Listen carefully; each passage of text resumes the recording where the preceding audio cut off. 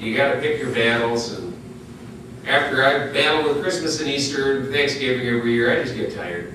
And if you don't like New Year's as much, more power to you. But that's celebrating Christmas, or celebrating New Year.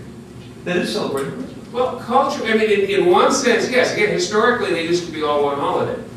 And the date of the solstice used to be the date of Christmas, used to be the start of the new year. Calendar reforms splattered them across, a week or so, week and a half.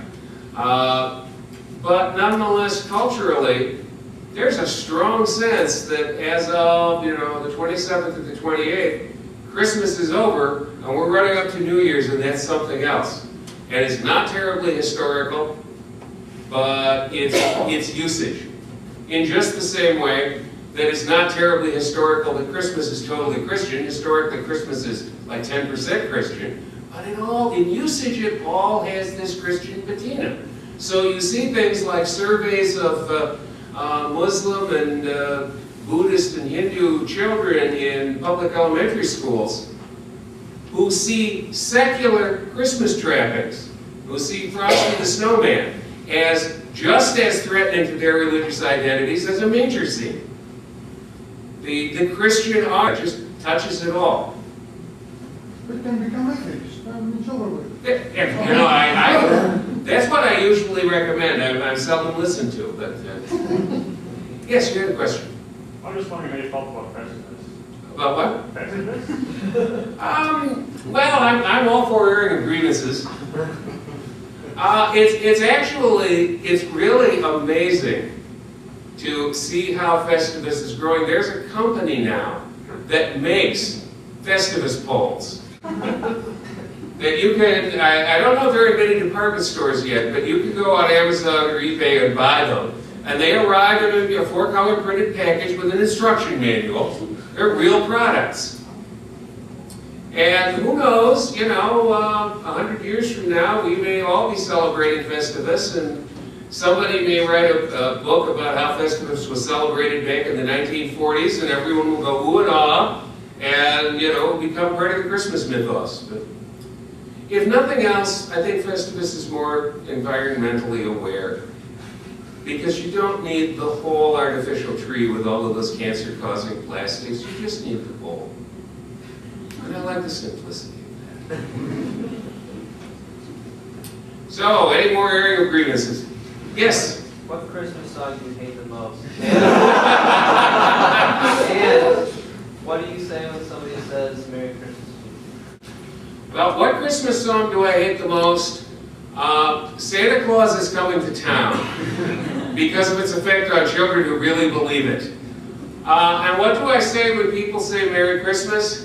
I usually say, oh, I'm not celebrating that holiday.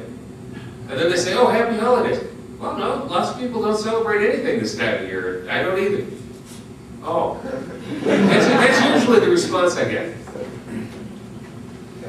And of course, I sometimes have, raucously anti-Christmas bumper stickers on my car.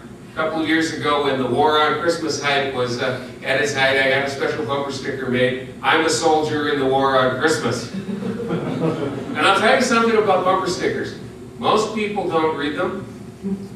And most people don't really respond negatively to atheist bumper stickers. Oddly. But some people do read bumper stickers, and if you really want to have lots of people yell at you at shopping center parking lots, don't make it an atheist bumper sticker. For a while I had one that says, remember when those "This car brakes for animals" bumper stickers were real popular? Well, I found one that said, "This car speeds up for animals."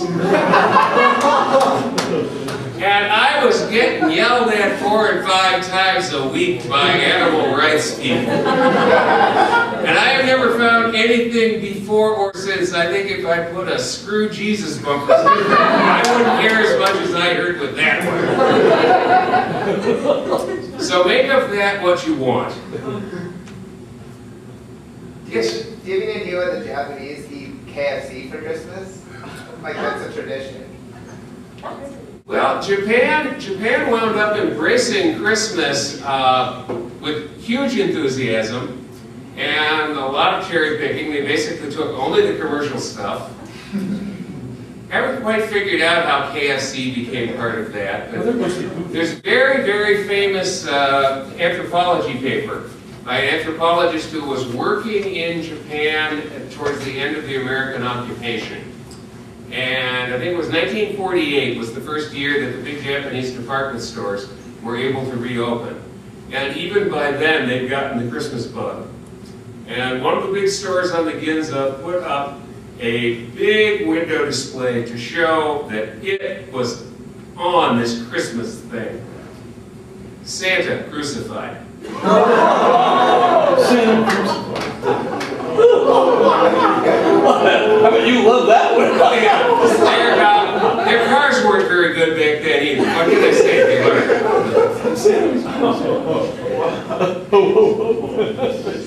Yes? So the whole thing with the perpetuation of the Santa myth, I was raised told that it was the personification of the spirit of giving, and don't say anything to ruin it for all your little friends. But should that existence in our culture be acknowledged for children? That it is, representation of goodness and giving, and but it has all these other negative caveats, or should it just be entirely avoided? I would lean towards avoiding it. I mean, one problem with the Santa is the spirit of giving, is that there is a fair amount of research that shows pretty conclusively that it doesn't work that way among children. Parents say that to their kids. It doesn't take. And children at age 4 and 5 and 6 categorize Santa the same way they categorize real objects, not the way they categorize fantasy figures. And whenever it's been tested, any context like writing letters to Santa has led to a huge explosion in the expression of selfish desires. So, has it been looked at, though, of children raised by atheist parents, where it was presented as a myth and as a figurative thing that was a cultural artifact, but wasn't presented as a Santa lie? It has not. There have been some studies with Adventists and Jehovah's Witnesses showing that where both parents are uniformly negative of the Santa myth and are open about it, the kids do not form a belief. And I can back that up with some anecdotal knowledge. For some reason, in the middle 90s, there was a huge number of Adventists who had come through Adventist college with degrees in television, and they were working as camera people and floor directors at local TV stations. And I did a bunch of local television the year the book came out and the year after it. And like everywhere I went, 1 or 2 or 3 members of the tech crew would come up to me, and they were either Adventists or former Adventists. And as I kept talking to these folks, the ones who were currently Adventists or the people who had left and were really angry about it, none of them had anything bad to say about growing up without the holiday. I never heard anybody say my childhood was ruined because my church deprived me of Christmas. They were brought up seeing it as somebody else's holiday, and it worked. There's no study I'm aware of that measures that's measured the outcome among atheist families yet. Now, Dale McGowan published this book, Secular Parenting, a few years ago. And Dale and I did a point-counterpoint in that book, and I basically argued, all the stuff I've said here, that the Santa myth has negative effects for children and teaches them to believe uncritically.